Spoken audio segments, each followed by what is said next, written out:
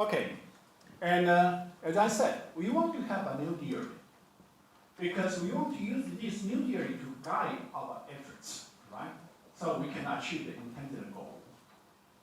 Okay, and the industrial policy is an application of that to guide the government effort. According to the new structural economics, economic development is a process of rapid technological innovation and integrity in a market economy. But in the process, you need to address the issue of externality for the first movers. You need to provide incentive to the first mover.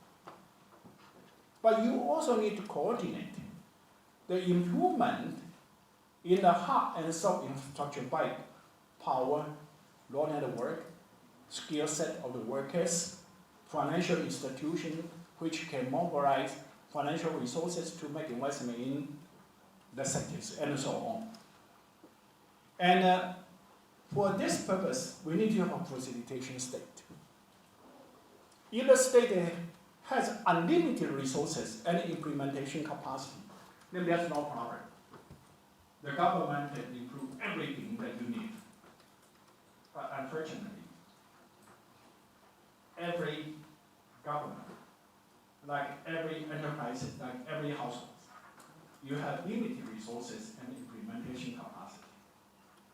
Since you have limited resources and implementation capacity, you need to use your resources and implementation capacity strategically to support the sectors which can generate higher return in terms of job, in terms of economic growth, in terms of revenue for your country. And the industry which can have that, characteristics, highest possible return, highest possible job, highest possible export, and so on, a sector which have comparative advantages. So that by that, the state should use its limited resources and implementation capacity to help the sector which you have comparative advantages to become your competitive advantage, your national competitiveness. And that certainly means industrial policy because you need to select sectors to support specific sectors that industrial policies. But I know many economists are against the use of industrial policy because in the past, most cases industrial policy failed. For example, the import substitution strategy certainly is industrial policy, right? The import substitution strategies wanted to use government resources and intervention to support the development of sectors which are very advanced, right? Capital intense, very advanced. Those kind of policy failed, right? And because value industrial policy in the past seems to be so common. So some economists think it failed in so many cases, so we should not use that. So many people go against the use of industrial policies.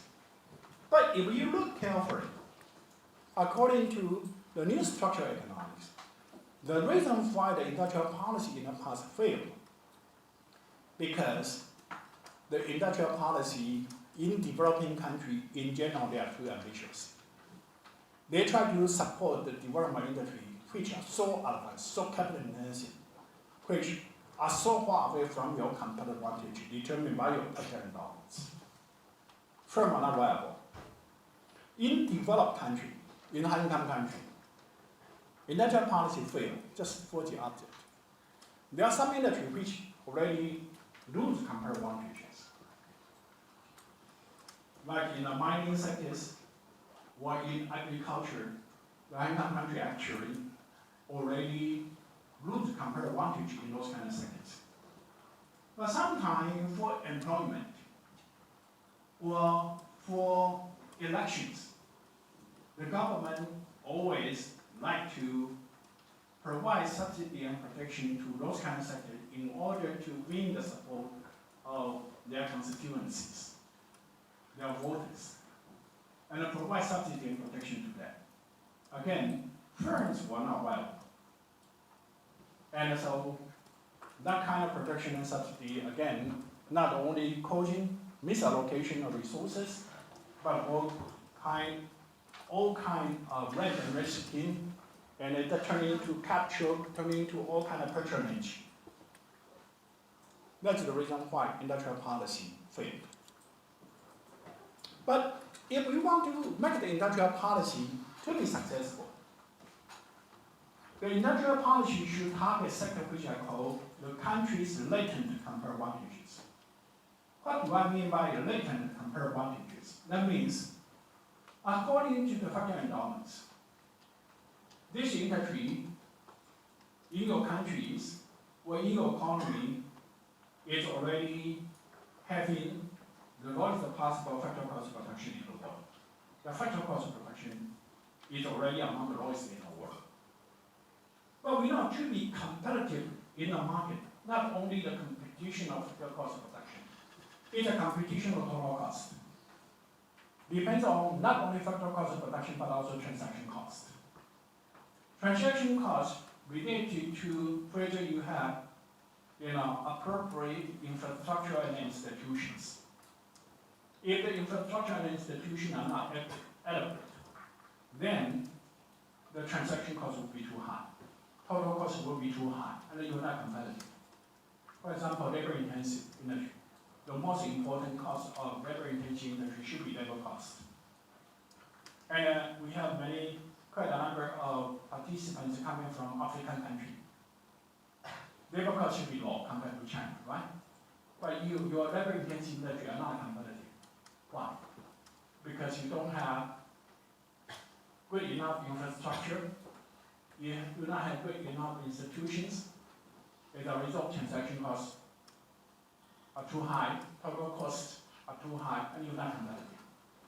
The industrial policy should target those kind of things. Based on factor cost of production, you should be competitive internationally.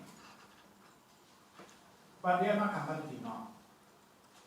So the government policy should try to remove those kind of high transaction costs by improving infrastructure and institutions that are necessary for this sector to become competitive. If you do industrial policy in that way, then you can have a very effective industrial policy to achieve quick wins. But how can the government pick the sectors that are in line with a country's latent comparative advantages? Become an issue. And based on new structural economics, I divided the industry in a developing country into 5 different categories. One category is that you have these industries, but high-income country also has these industries. You are on the catching up process. For China, for example, in some kind of machinery building industry, China has that. Germany also has that. But one machine in Germany can sell for $5 million US. But the same machine in China can resell $1 million US. For that, China technology and its own quality are nice, but China is on the catching up process. Similarly, in African countries, the labor-intensive industries, that you can have some workers producing shoes, producing garments. China also has some workers producing shoes and producing garments. But China, shoes and garments can show much higher prices than the shoes and garments, the clothes produced in Africa. So African countries are on the catching up process, right? So one industry which you are still on the process of catching up. Some industries in a middle-income country are already on the global technological frontiers, like high-speed train, like household appliances, television, refrigerator, air conditioning. Those kind of industries in China are already on the global technology frontiers, right? And then there are some industry in a middle-income country they used to be the country's competitive advantage, like labor-intensive industry. But China is losing competitive advantage in those kind of sectors. Already losing competitive advantage only because the wage rate in China increased very rapidly. And the wage cost is the most important cost. And so compared to, let's say, African country, or in a country like Vietnam, like Cambodia, or even Middle Central Asia country like Uzbekistan, their wage rate is only 1/10 or 1/5 of China. And they have competitive advantage in those kind of sectors. China already lose competitive advantage. Then there are some kind of sectors which Professor Kun Li, is Professor Kun Li coming? Yes. Yeah. He will talk a lot about some kind of industries which the human capital is the most important inputs. And the reason for that is because their innovation cycles is very short. 12 months, sometimes even 6 months, or at most 2 years. They are going to have a new generation of the technology product. And the innovation, the main inputs are human capital. For a middle-income country like China, compared to high-income countries, the fiscal capital or financial capitals, China certainly is not as abundant as high-income country. But in the human capital, China does not have these advantages because human capital depends on two things. The inherit the abilities. You are gifted, you are genius, but those kind of ability come from the nature. And any large population, the percentage of people who are gifted are the same. But China is a large country, so in terms of number, China has more gifted people because China is a large population, right? And China also has a large domestic market, so China can compete in those kind of sectors directly with high-income countries. Then there are some industries which are strategically important, both because of national defense, both because of those are considered as a strategic industry. The direction is clear, but their nature or innovation just opposite to the first type. Their innovation cycle is very long, 10 years, 20 years. Certainly they need to have high human capital, but they also need to have a huge support from the financial capital. And China certainly has not reached that stage yet. But because they are essential for the national defense, or they are essential in the sense that strategic direction is clear. If China does not invest in those kind of sectors, then all the patent will be owned by the high-income country. And when China reaches that stage, high-income country can use patent to block China's development. And so China also needs to do something about that. So I divide the industry into this kind of category. For low-income country, most of their industry are on the catching up stage. And for the catching up stage, how to do the industrial policy. Historically, successful countries in the catching up stage in general target the tradable sectors in the well-performing country which they have similar endowment structure and their per capita GDP is about twice or 3 times as high as their per capita GDP. In general, they do that. And why successful country target those kind of industry in those kind of countries? Because comparative advantages is determined by your endowment structure.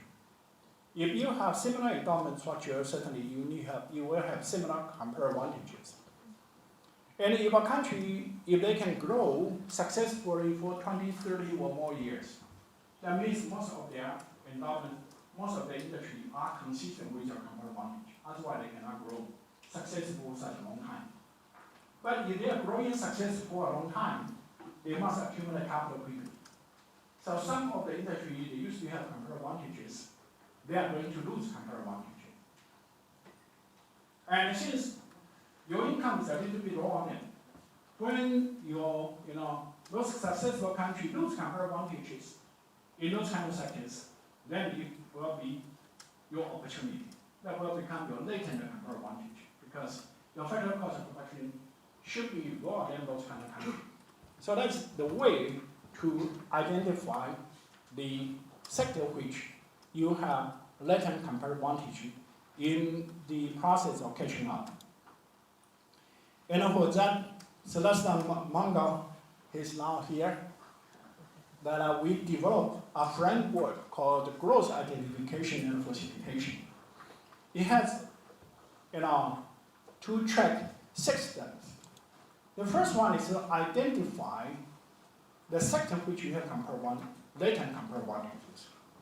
So the first step is to find fast-growing countries with similar endowment structure, and with about 100% or 200% higher than your per capita GDP, or 20 or 30 years ago had a similar per capita income.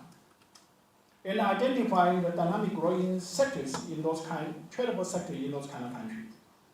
Then those kind of industries are likely to be your latent comparative advantages. Then the other way is that alternative identify major imports. What kind of imports do you have? From countries which currently their per capita GDP is about 100% or 200% higher than yours. Those are the way to identify sector which you have latent comparative advantages. And this step is very important. It can help to avoid the government doing the wrong things or to be captured by the private sectors. Because sometimes the private sector will come to the government to say, well, this industry is so important for us, so let's develop that. But if they don't have the latent comparative advantages, then they will require all kinds of subsidy and protections. So, and it becomes some kind of capture. And this step is to identify, and that is important to avoid that. And if you have, after that, you can come up with some kind of list of industry which are likely to be your latent comparative advantages. Then you come into domestic to see whether you have some firms already in that sectors. If they have firms in that sectors, the factory cost of production that you have should be lower than the country you take as a reference. But how come we cannot be competitive? Likely because the transaction costs are too high, due to you don't have the right infrastructure or right skill set of the workers, or you do not have appropriate financial institutions to support investment, industrial gradient, and so on. And then the state should do something about that.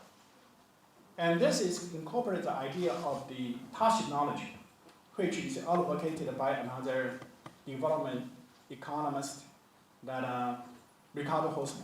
Okay. Then the third step is that this industry may be totally new to you.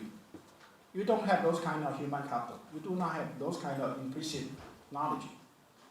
But knowledge can be imported or can be cultivated. So you can do some kind of foreign direct investment, promotion, or you can have an incubation program. And this is to overcome the lack of touch knowledge. But how come those kind of firms in a high-income country, they are losing comparative advantages, why they would not relocate their production to your country? Maybe they don't know your country, or your country do not have appropriate infrastructures, and the government should also do something about that. Then the fourth step is that every country has some kind of endowments which are unique. And your competitor country, they don't have those kind of endowments. Then they certainly cannot have those kind of industries.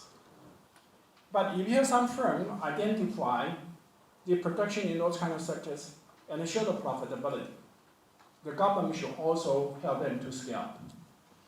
Or new technology become available in the last 20 or in the recent years, and your competitor country, they may not have those kind of industries because those kind of technology were not available then.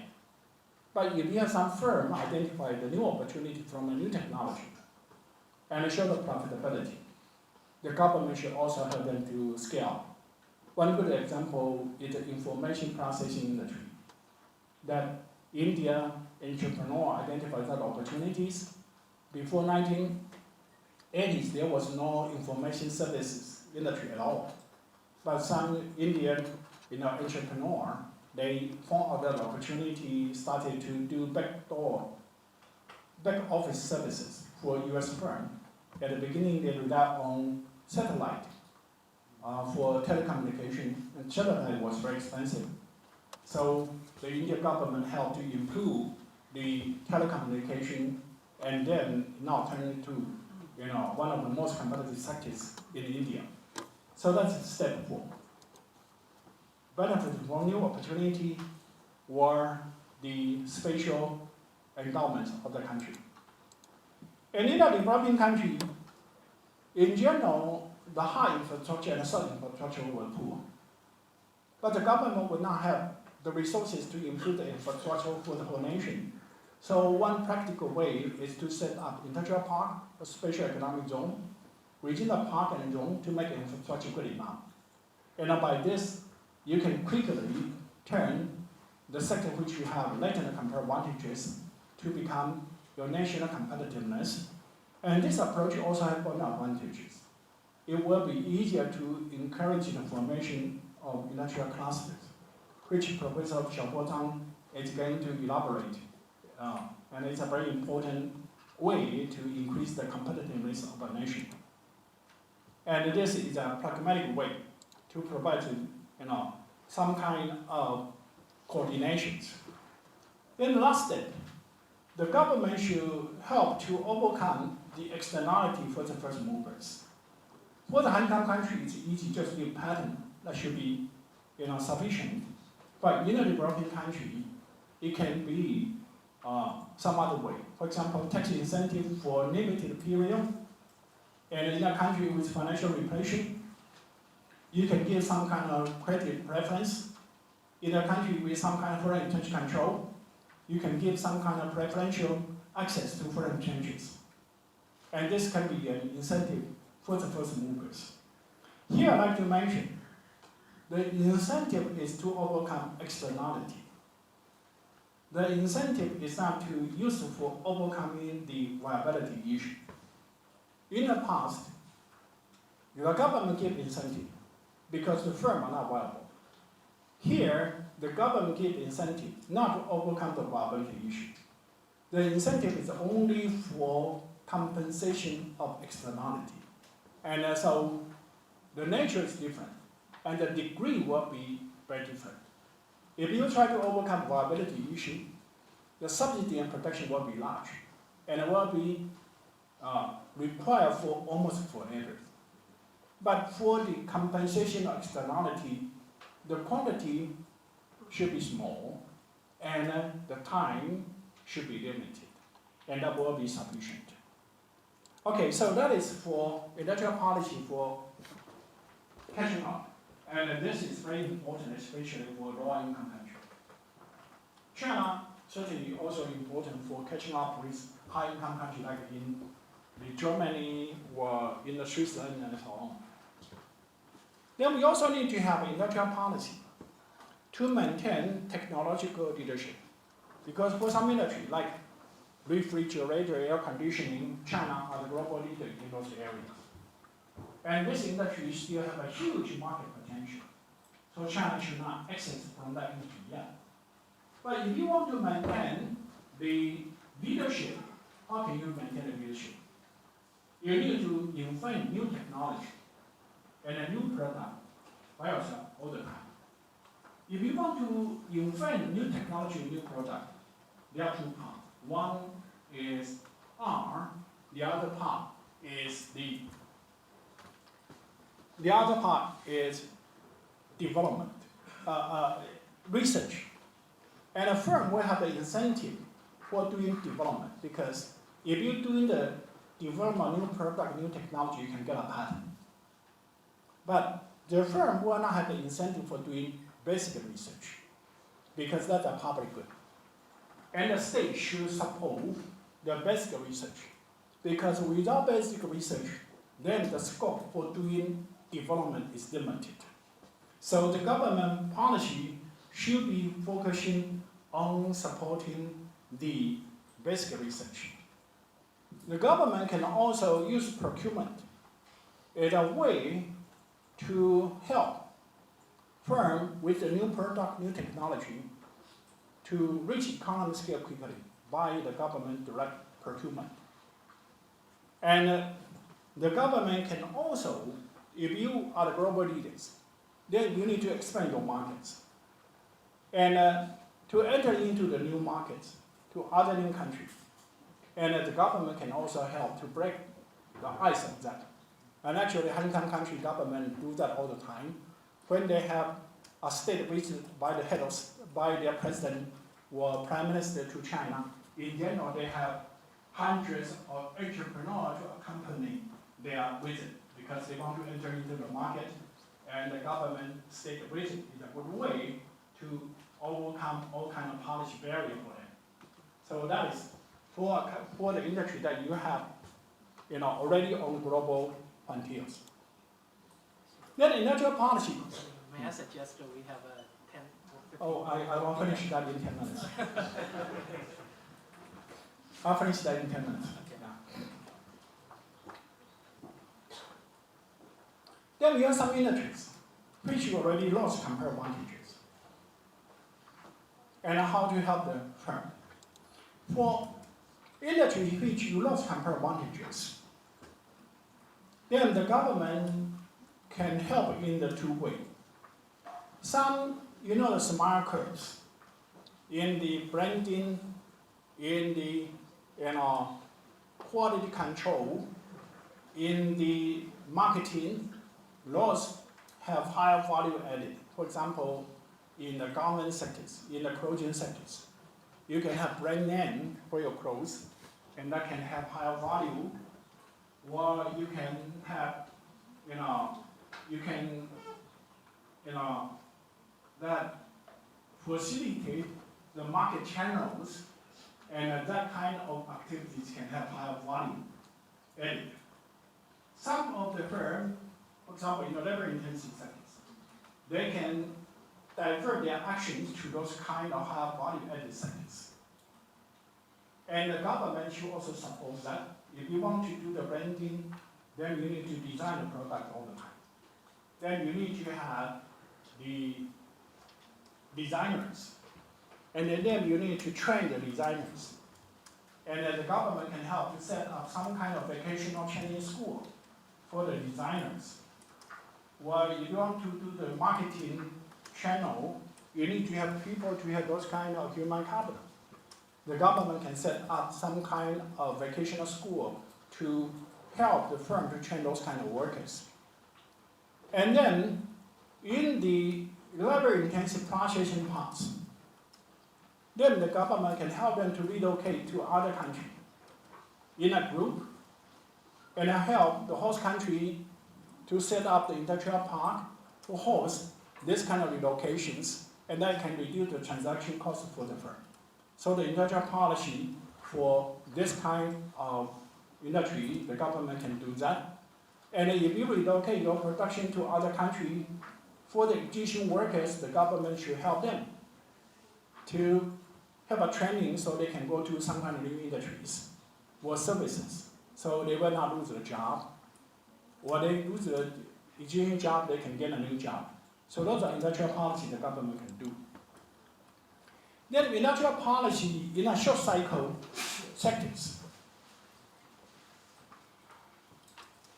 And for this kind of short cycles, as I said, for a middle income country like China, China has comparative advantages. In a sense, because China has a large number of talented people, China also has large domestic market, and if you count hardware, China has most comprehensive industrial sectors. So it's easy to produce the hardware in China. So compared to other high-income countries, China has those kind of advantages. But how to help the development of those kind of industries? You need to have some kind of incubation, so people with that kind of new ideas, they can have some kind of basic, support in turning the idea into the product. And once they have those kind of product, they also need to have the capital, and so you can encourage venture capitals. And for them, you also need to have an intellectual property right protection. The government can also use procurement to help to set up this kind of new industries. The last one, industrial policy for competitive advantage, defining sectors, but they are important for your national defense. And for this, the firm are not viable because they were not competitive advantage. But they are strategically important. And so the government should protect and subsidize them. In the past, when a country is a low-income country, in general, they use all kind of policy distortion to protect these kind of industries. But for a middle-income country, like China now, those kind of sectors, although very capital intensive, but nationwide in the economy, their scale become very small. So the government should use fiscal appropriation to subsidize them, protect them directly, instead of to use conventional way of distortions. And this will have the advantage of operating in a market economy without causing the distortion, but at the same time allow this sector to grow, to be established, and so you can have a national defense. And certainly the state needs to supervise the allocation of resources, the development in those kind of sectors.